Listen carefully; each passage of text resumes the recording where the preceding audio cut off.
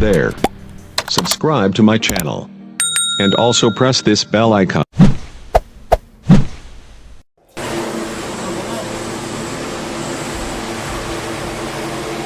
Okay, kapital, mag-hot pass na tayo.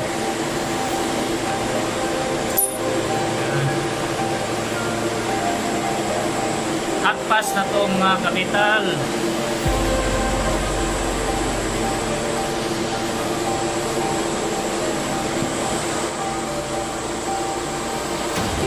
What is a hot pass in welding? In welding, the hot pass is the second pass that goes over the root pass.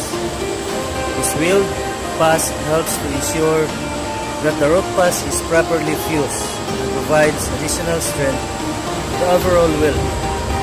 The hot pass also helps to prevent any defects from forming in the final weld. To perform a hot pass, the welder will first need to clean the area around the root pass.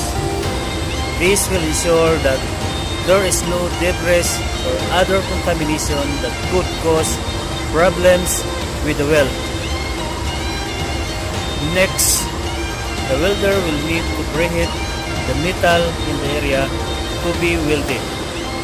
This helps to prevent the weld metal from cooling too quickly and cracking.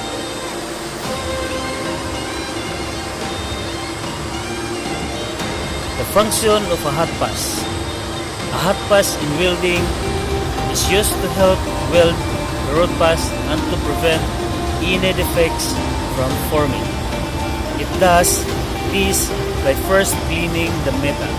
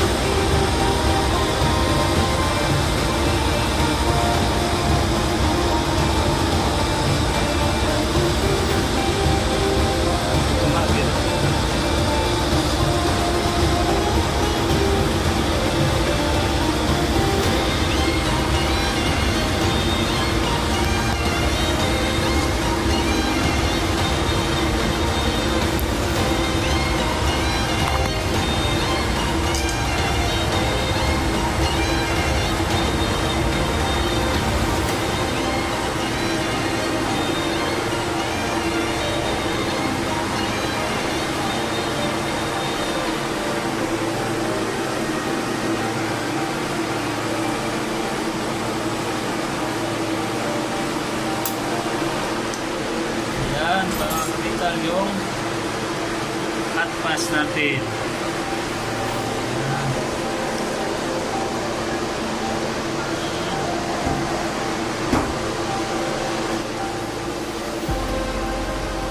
What is a hot pass in welding?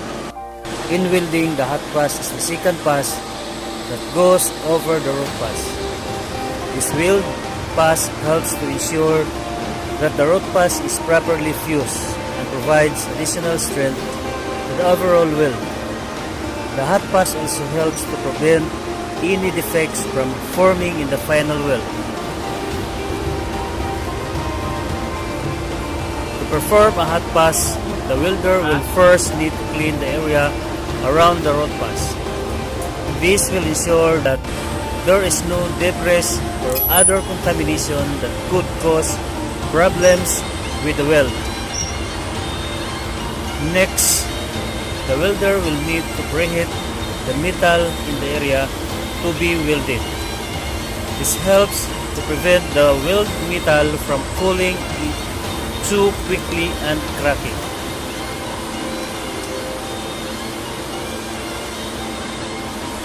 The function of a hot pass. A hot pass in welding is used to help weld the root pass and to prevent any defects from forming. It does this by first cleaning the metal. Yan, sa metal, natapos natin hot pass.